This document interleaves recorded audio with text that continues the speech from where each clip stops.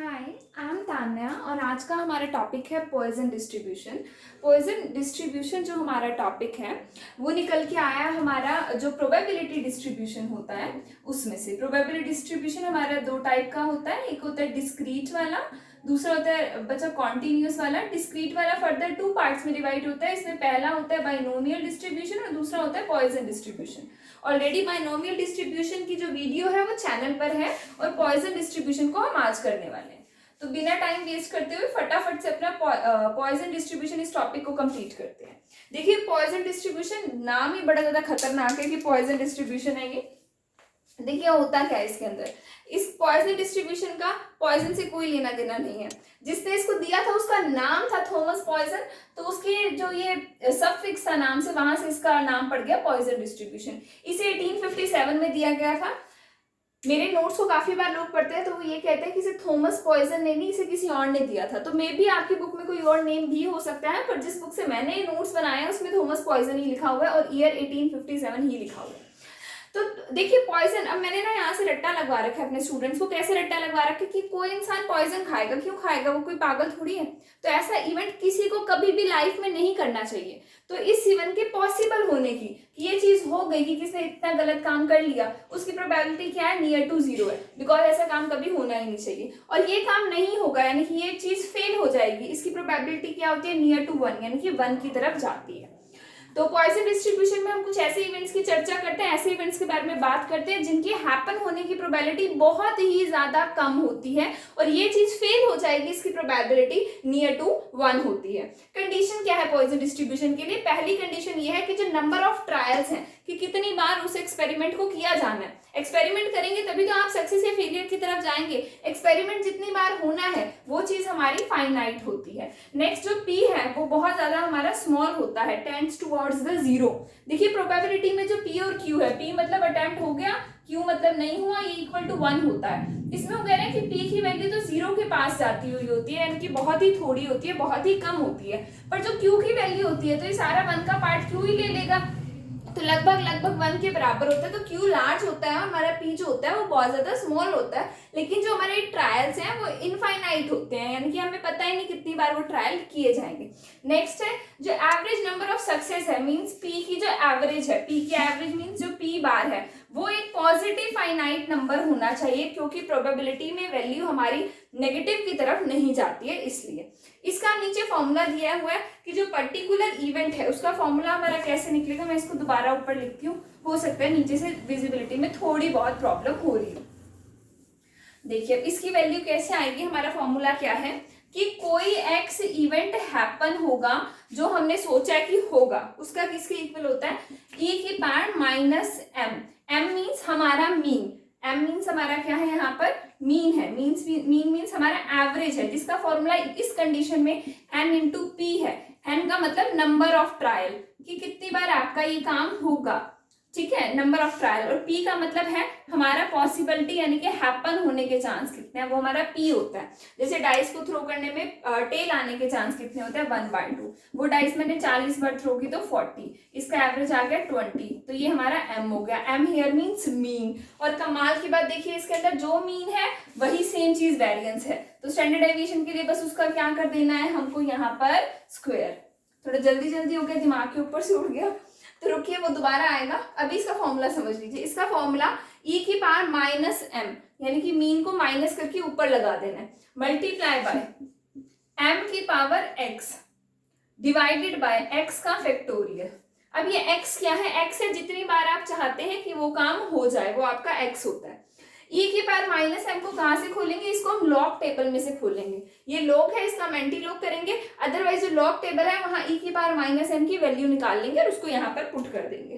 तो ये तो बड़ा सिंपल सा है। और m की पावर x मान लीजिए 40 हमारा m आ रहा है, जो वैल्यू कैलकुलेट करके जैसे अभी मैंने निकाल के दिखाई थी, 20 हमारा m आ रहा है, जो कि क्या होता है, np होता है, ठीक है। और पावर है x हम चाहते हैं कि ये काम हमारा हो जाए 10 बार, तो ऊपर पावर 10 आ गई, तो 20 को 10 टाइम लिखना पड़ेगा और नीचे 10 का फैक्टोरियल आ जाएगा, ठीक है। इस तरीके से हमने करना है। बाकी इसका जो फॉर्मूला है बहुत कम आता है, न्यूमेरिकल्स बहुत कम आते हैं, ज्यादातर थ्योरिटिकल पॉइंट ऑफ व्यू से ज्यादा किसी उसमें फॉर्मूला आपसे पूछ लिया जाएगा। इसमें e की वैल्यू क्या होती है, 2.137 होती है। आगे देखिए पॉइसन डिस्ट्रीब्यूशन की प्रॉपर्टी क्या है। सबसे पहला तो जो हमारा प्रोबेबिलिटी का डिस्ट्रीब्यूशन होता है दो पार्ट में होता है, डिस्क्रीट होता है और कॉन्टिन्यूअस होता है। जो हमारा डिस्क्रीट होता है उसके अंदर बाइनोमियल होता है और उसके अंदर दूसरा होता है हमारा पॉइसन वाला। तो उसके अंदर जो पॉइजन वाला है उसको हम पढ़ रहे हैं। तो इसकी प्रॉपर्टी क्या हो गई, पहली प्रॉपर्टी की प्रोबेबिलिटी का डिस्ट्रीब्यूशन है, दूसरी प्रॉपर्टी एक डिस्क्रीट लेवल का डिस्ट्रीब्यूशन है और इसकी तीसरी प्रॉपर्टी पॉइजन में पी है ना, तो यहां से आप लर्न भी कर सकते हैं पॉइजन पी, इट मींस इसकी जो स्क्यूनेस है वो कहां जाएगी, हमारी पॉजिटिव साइड। अब जिन लोगों को ये नहीं पता कि पॉइजन पॉजिटिव साइड में स्क्यूनेस जाने का क्या मतलब है, स्क्यूनेस का मतलब होता है कि आप जब उसको ड्रॉ करेंगे इस पर अपने ग्राफ पर तो वो सिमेट्रिक जा रहा है अगर, तो इसका मतलब जीरो स्क्यूनेस, इसके अंदर स्क्यूनेस नहीं है क्योंकि ये सिमेट्री है, लाइन सही नहीं आई सॉरी, क्योंकि ये सिमेट्री है, इसके इधर भी 0.5 है इधर भी 0.5 है, होल डाटा हमारा 1 होता है। या फिर अगर हम 100% की बात करें तो ये भी बचा 50% है, ये भी 50% है, पॉजिटिव साइड ये है, नेगेटिव साइड ये है। और ये नॉर्मल डिस्ट्रीब्यूशन में मीन, मीडियन, मोड सब यही होते हैं हमारे। पर यहाँ वो क्या कह रहा है कि जो पॉइसन डिस्ट्रीब्यूशन है वो कैसा डिस्ट्रीब्यूशन है, पॉजिटिव डिस्ट्रीब्यूशन है, मींस उसकी जो टेल है वो कहाँ जाएगी, राइट साइड पे। तो कुछ इस तरीके से हमारा क्या बन जाएगा, डिस्ट्रीब्यूशन यहाँ तक जाएगा। इसको मैच नहीं करना है, ये लगता है मैच हो रहे पर ये मैच नहीं हो रहे होते हैं हमारे, इनके बीच का डिफरेंस घटता जाता है पर ये मैच नहीं होते हैं। ये पॉजिटिव साइड पे हमारी क्या जा रही है, ये देखो बेटा ये पॉजिटिव साइड है, ये नेगेटिव साइड है और इसकी पॉजिटिव वाली साइड पे हमारी क्या जा रही है, स्क्यूनेस जा रही है। ठीक है, मींस इसके होने की जो पॉसिबिलिटी है वो बहुत ज्यादा हमारी यहाँ पर कम है। और ऐसे डाटा में हमारा जो मोड होता है वो सबसे बड़ा होता है, फिर मीडियन आता है और सबसे छोटी हमारी वैल्यू मीन की होती है। तो जब आप पॉइसन डिस्ट्रीब्यूशन के डाटा को ग्राफिकली प्रेजेंट करोगे और उसके लिए आप अपना बेल शेप का बनाने की कोशिश करोगे तो बेल शेप नहीं बनेगा, वो पॉजिटिव साइड की तरफ स्ट्रेच्ड आउट बनेगा। अगर याद नहीं रहता है और एमसीक्यू पेपर है तो पॉइजन के पी से आप पॉजिटिव निकाल सकते हो कि ये पॉजिटिव वैल्यू ही आएगी। नेक्स्ट है इसके कांस्टेंट कौन कौन से है। पहला कांस्टेंट है एम, मींस मीन, और उसका फॉर्मूला क्या है, N multiply P, N means number of trial and P means probability of possibility, ये काम होगा उसकी पॉसिबिलिटी की प्रोबेबिलिटी क्या है। इन दोनों को आपस में आप मल्टीप्लाई करते हैं आपके पास आ जाएगा एम, एम मींस आपके पास आ जाएगा इसका मीन, या फिर सिंपल बिल्कुल रॉ लैंग्वेज में बोले तो आ जाएगी इसकी एवरेज। और यही कमाल की बात है कि पॉइसन डिस्ट्रीब्यूशन में यही एवरेज है और यही हमारा वेरिएंस भी है। वेरिएंस होता क्या है, स्टैंडर्ड डेविएशन का स्क्वायर। तो मैं कहूँ आपको स्टैंडर्ड डेविएशन निकाल दीजिए, तो कैसे निकालेंगे इसमें से स्टैंडर्ड डेविएशन, रूट में डाल देंगे किसको, अपने एन और पी की मल्टीप्लीकेशन को, यानी कि एन और पी को। तो ये आपका आ जाता है इसके अंदर स्टैंडर्ड डेविएशन। तो ये थे इसके कुछ मेन पैरामीटर। इसके बाद दो मेन पैरामीटर यहाँ पर हमारे और रह गए हैं, पर उससे पहले मैं आपको एक बात समझाती हूँ। जितना ज्यादा हमारी मीन की वैल्यू होगी, जितनी हाइयर हमारी मीन की वैल्यू होगी, जो हमारी स्क्यूनेस है ऐसे ऐसे नीचे की के भी लिख सकते हैं, वो वैल्यू क्या होती जाएगी, कम। मींस वो अप्रोच करता जाएगा, जितना बड़ा मीन आएगा उतना वो अप्रोच करता जाएगा किसकी तरफ, हमारे नॉर्मल डिस्ट्रीब्यूशन के कर्व की तरफ, यानी कि बेल्ट शेप की तरफ वो अप्रोच करता जाएगा। पर वो होगा नहीं बेल शेप, क्योंकि वो एक पॉजिटिव डिस्ट्रीब्यूशन है। और जितने मीन की वैल्यू कम आएगी उतना आपका जो स्क्यूनेस है वो बढ़ती चली जाएगी आपके डाटा में। नेक्स्ट देखिए आगे क्या हमारे कोफिशिएंट रह रहे हैं, इसके कांस्टेंट्स कौन से रह रहे हैं। मीन हो गया हमारा, वेरिएंस हो गया, स्टैंडर्ड डेविएशन हो गया, मीन और स्क्यूनेस के बीच का रिलेशन हो गया। पर इसके स्क्यूनेस का कोफिशिएंट क्या है, coefficient of skewness is beta 1। क्या होता है, बीटा 1 बहुत इजी सा है, 1/√m, एक से डिवाइड कर दो रूट एम को। अब रूट एम हमारी क्या चीज है, इट इज स्टैंडर्ड डेविएशन। तो हम इसको ये भी लिख सकते हैं ना 1 स्टैंडर्ड डेविएशन, चाहो तो ये भी लिख सकते हो।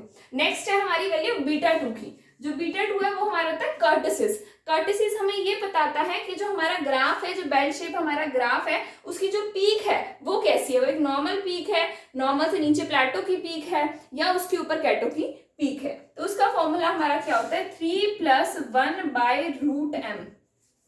इसको आप और भी क्या लिख सकते हो, देखो 1/√m, 1/√m कर दो इसको इस पे पुट, तो आप 3 + β1 भी लिख सकते हो। यानी कि आप ये भी कह सकते हो कि पॉइसन डिस्ट्रीब्यूशन में जो कोफिशिएंट ऑफ कर्टिसिस है वो किसके इक्वल है, 3 + कोफिशिएंट ऑफ स्क्यूनेस के। इतना ही था, इसके अंदर कुछ बहुत ज्यादा नहीं है। ज्यादा कंफ्यूज होने की जरूरत नहीं है, वीडियो को देखो, टू द पॉइंट, जितना मैंने बता रखा है बस उतना ही करो और उतना ही लर्न कर लो, वो हर पेपर के लिए इनफ है। चाहे आपका किसी भी लेवल का, रिसर्च लेवल का भी कोई पेपर है तो आपको इतना ही करना है, इससे ज्यादा आपको नहीं करना है। हाँ, एक दो न्यूमेरिकल चाहो तो ट्राई कर सकते हो, जो मीन के ही होंगे, मीन, स्टैंडर्ड डेविएशन, वेरिएंस के ही होंगे, कोएफिशिएंट ऑफ स्क्यूनेस और कोएफिशिएंट ऑफ कर्टिसिस, इसके आने के चांस बहुत ज्यादा कम है। वीडियो अच्छी लगी है तो चैनल को सब्सक्राइब कर दीजिए और वीडियो को अपने फ्रेंड्स के साथ शेयर करना मत भूलिए। Thank you.